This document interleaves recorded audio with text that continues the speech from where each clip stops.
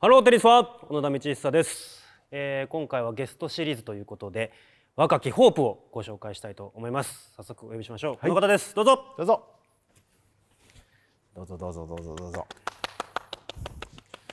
よろしくお願いします。お願いします。誰島袋翔です。島袋翔選手です、よろしくお願いします。なんか先ほど僕ちょっとお話しさせていただいたんですけど、ジュニアの頃からそんなに成績出してたわけじゃなかったんだってね。トップクラスじゃなかったってことですか。だってインターハイだって最高がベスト、インターハイはベスト最後の年8ですね。8、別にチャンピオンではないですよね。そうですね。18歳までの間にはっていうことね。団体では優勝っていう経験はあったんですけど、でも個人の全日本ジュニアのタイトルもない。そうですね。はい。ダブルスも全日本ジュニアは僕ダブルスもベスト4でシングルスベスト16なんですよ、最高が。なんかね、こういうプロになる方っていうのはなんかこうイメージでそのジュニアのタイトルをすごい持ってて、そうですね、昔から強くてプロになるっていう方もいらっしゃるんですけど、そんなに成績が出なくても大学から急にインカレ優勝、そこから代表になっていく方っていうのはちょっと遅咲きですけど、まあ体が多分ね大きい分、ジュニアの例えば小さい頃はなかなかそのコーディネーションとか、こううまくボールを返されてもう打っちゃってみたいなところがあったかもしれないし、それがうまくこう合わさってくるのってね、高校の最後の方とか大学になってからの選手っていうのはやっぱ多いと思うんで、はい、だからアメリカの方なんて結構みんなそうじゃない。今 ATP ツアーにいる選手なんかもヨーロッパからアメリカの大学行ってプロになってって、アメリカのね高校から大学っていう人もいるし、そういうパターンはね年齢のそのいわゆる引退する年齢がすごく今上がってるから、大学を卒業してからでも十分活躍できる。僕らの時は多分ね、マモプロは大学行ってるけど、僕らの時は僕はもう大学も全く申し訳ないけど、早稲田卒業で、そうですね。まあちょっと今日はそんな島袋選手に島袋流これこれあれあれを聞いていきたいと思います。今日はフォアハンド、今回は武器ですよね。そうですね。はい。小さい時からずっとフォアハンドは好きで、ミスも多いんですけど。あれプレースタイルはまあ一応ストローカーオールラウンド。いや結構自分自身のアグレッシブ系。アグレッシブ系。はい。アグレッシブベースライナー。だと思ってるんですけど、はい。あれはこうなんか理想とする選手とかこういう風になりたいなって。フェデラー選手はやっぱりプロになりたいって思ったきっかけがやっぱフェデラー選手の試合を見てからだったんで、やっぱ。本当にジュニアの時はもう試合めちゃめちゃ見て真似して、最近だったらルブレフとかいいんじゃないの？もうね、まあちょっと目指してる、なんていうの特徴すごいけど、似たような感じ。そうですね。ガツンガツン打ってね、ちょっと世代が20歳ぐらい離れてるので、教え方もまあねプレースタイルも違うんですけど、そういったところをちょっと今日そうですねやっていきたいと思います。やっていきたいと思います。よろしくお願いします。よろしくお願いします。Subscribe, subscribe, subscribe, subscribe, subscribe. はい。じゃあフォワードちょっとボール出していきます。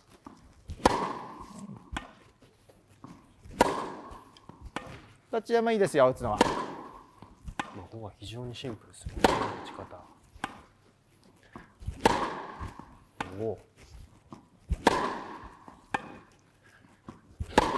ちょっと真ん中目に出します。少しちょっと回り込むぐらいのやつで。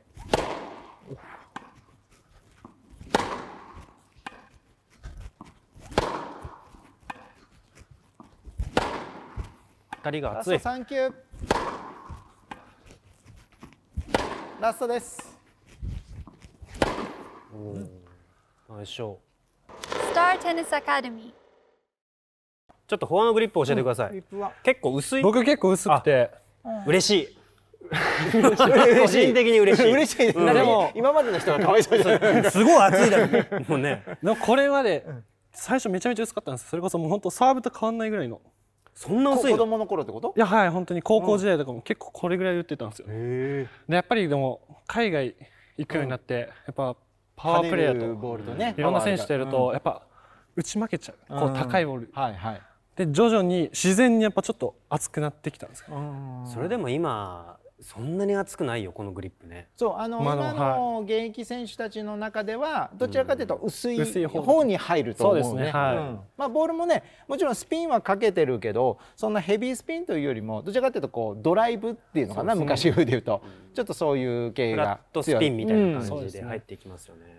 だから結構グリグリスピンかけるタイプでもないので、まあどっちかというとまっすぐ当てるイメージ、前の出力を出すタイプですね。そうですね。はい。結構ね、なんかグリグリのイメージがあったんですけど、そうではなかったですね。なんか打ち方でなんか気をつけてることってあります？まあ準備、意外と僕なんかゆっくりボールを見ちゃうタイプなんで、だからなんか気づいたらボール来てる。なんか振り遅れ素人じゃない。結構なんかはいそういう時が多くて、なんでまあ常に準備を早くするのと、まああと打つ打点時に意識してるのは結構僕前に押すイメージが結構強く持って、もうボールを縦に3つ並んであって、それをもう連続してパパパーンって打つイメージ。じゃあフェースの向きはあんまりこう変えずにそのまま振り抜いていく。ってなると意外とこう生きたボールが僕の中では結構いってるのかな。イメージというか自分のフィーリング的にはこう3つぐらい押した方が安定性が増すっていうことですか。なるほど。スタンスなんかはあれもうでもしチャンスチャンスというか踏み込むこの左足出す時間があったりする時はもう極力出す、それともセミオープンぐらいにとかオープンが多い？いやクローズが多いですかね。やっぱ出せるなら出す。やっぱり行きたいですね。そっちの方がこっちの方がやっぱ逃げちゃったり怖さがあるというか自分の中では。まあもっとねグリップが厚かったら多分もうちょっとセミオープンからオープンが多いんだろうけども、まあそれだけね前にこうね押したいっていうイメージがあるんだったら出せる時は左足をねちゃんと出した方が多分打ちやすいんだろうね。そうですね。はい。昔のその教え方とかまあ小さい頃からフォームってやっぱり徐々に変わってくるもんですか？高校生の時はこうだったとか大学生の時はこうで今はちょっとまたこうなっちゃったかなみたいな。高校生の時結構大振りだったと思います。後ろがテイクバックが多分ジュニアの方は基本的にそれが多いんですよ。グリップ厚くてこうなる。そうですね。その直し方をなんていうんですか、どういう練習でそういう風になっていったのかな。僕の場合多分こう引いた時からさらにこう回さない、後ろに回さない、もうこれ以上いかないぐらい意識は多分自然にこう引いた時にラケットが勝手にこう落ちて力抜いたらねいっちゃうんですけど、やっぱそこでうまくやっぱしっかり止めないと後ろに大振りになっちゃうし、まあなんていうんですかね、なるべくここまで近いところで、近いところで自分の右側にセットアップしといてから、それいつぐらいからそれをなんか直そうっていうかやってみようって？でも高校時代ぐらいから、それぐらいから意識し始めて、まあねこのテイクバックのね大きさがどうしてもこうパワーを生むと思いがちになるじゃない。それも実際には嘘じゃないんだけど、やっぱりここをコンパクトにしないとね速い展開に来たり、サイド振られたりね上下動させられてスライススピンだって来た時にやっぱラケットが遠いとね、どうしてもやっぱミスヒットなるもんね。そうですね。すごいこうシンプルに打ってるなっていうイメージで、ラケットが自分の体からこう離れていかない、すぐここにこうあるんですよね。そこから体を回していくっていう非常にシンプルで。フォロースルーがやっぱ長いので、これはちょっと一般視聴者の方にもいいですね。ここの感じがすごくこうなんか向こうにいるとこっちに向かって打ってるなっていう感じがする。前の出力が強いですよね。今度ちょっと僕ボレーで立って何球か受けたら反対側に打つような形でやってみたいと思います。お願いします。自分で好きなタイミングで向こう打ってください。ここから返します。丁寧に返します。それ重いなボールが。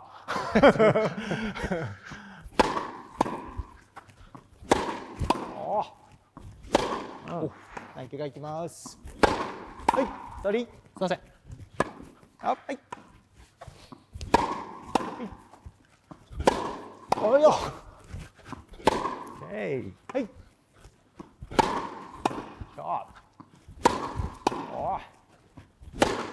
ラストいきます。ナイスショット。ちょっと今ラリーしてもらいましたけど、ボールの重さはどうですか？スピン量というよりもなんかこうなんていうんだろうな、スピン量が少ないわけじゃないんだけど、想像してるよりも速い。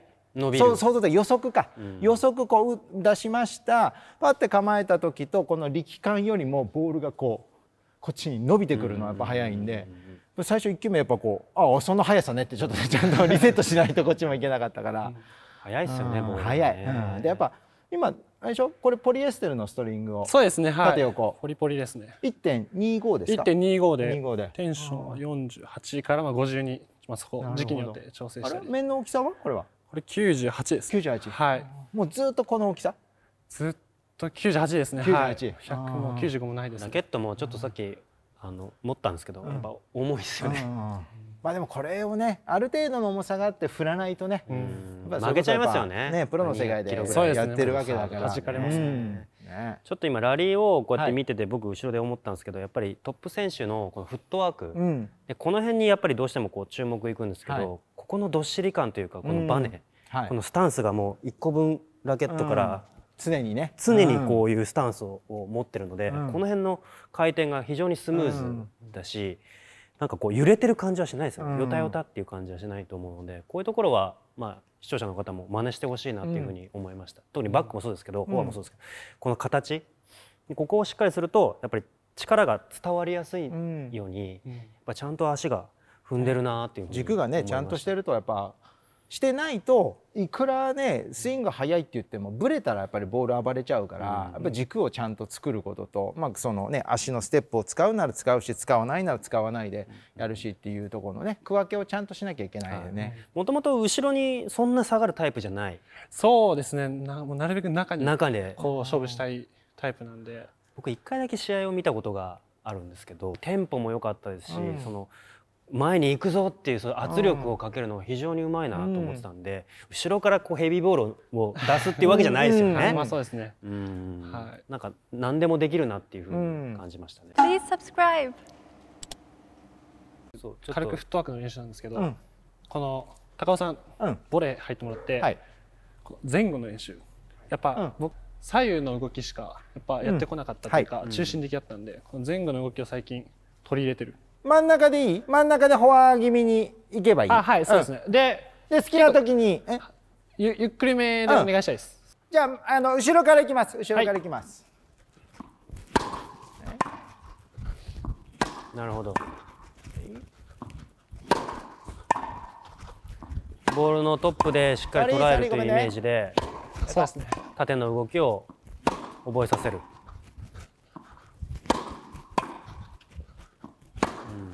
構えも早いですよね。前行きます。はい。やっ、後ろ。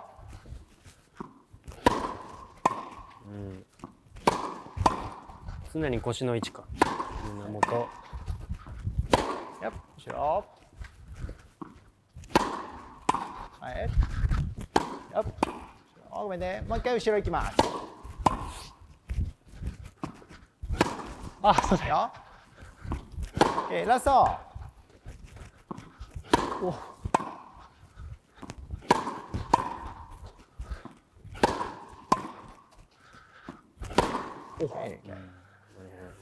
やっぱこう中に入るっていうスピード、あと後ろ打ってからの、それが結構この練習を取り入れてから結構速くなった気がします。あとあれだね、打ちすぎないっていうのも大事だよね。